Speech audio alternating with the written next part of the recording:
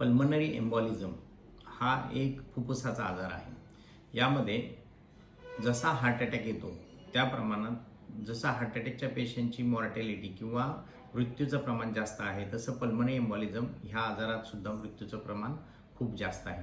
Pulmonary एम्बॉलिझमचे patient जर एम्बॉलिझम मोठा असेल तर बऱ्याच वेळेला सडन कार्डियक डेथ म्हणजे लगेच अचानक मृत्यू होतो. पल्मनरी एम्बॉलिझम हे यामध्ये फुफ्फुसाच्या रक्तवाहिन्यात एक मोठी गुठळी अडकली जाते. जसं हार्ट अटॅकमध्ये हृदयाच्या रक्तवाहिन्यात अडकते, तसं पल्मनरी एम्बॉलिझममध्ये फुफ्फुसाच्या रक्तवाहिन्यात गुठळी अडकते.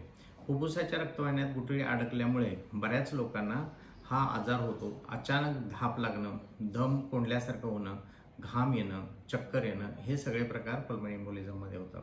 पल्मनरी एम्बॉलिझम होण्याची कारणे मुख्य करून हे DVT हे आहे.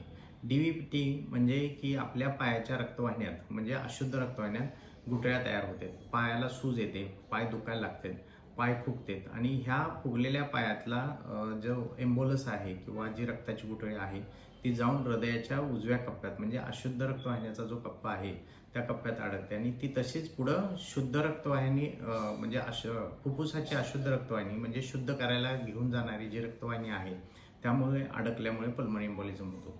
पल्मनरी एम्बॉलिझम जर समजा तुम्हाला टाळायचं असेल तर तुम्हाला तुमचे काल्प मसल म्हणजे पायाचे गोळे हे वारंवार बघायला लागतात.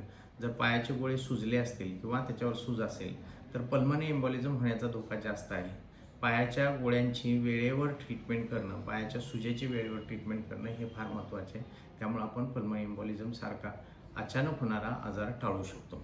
पल्मनरी एम्बॉलिझम टाळण्यासाठी आपल्याला पायाची सोनोग्राफी करावी लागते, हृदयाची सोनोग्राफी करायला लागते, त्यालाच इकोची टेस्ट म्हणतो. पायाची सोनोग्राफीच त्याला आपण DVTसाठी करणारी पायाची तपासणी सोनोग्राफी ही करायला लागते आणि हे केल्यानंतर आपल्याला काही रक्ताच्या तपासण्या करायला लागतात. त्यामुळं आपल्याला पल्मनरी एम्बॉलिझमचं डायग्नोसिस होऊ शकतं आणि हा जो एक अचानक होणारा आजार आपण टाळू शकतो.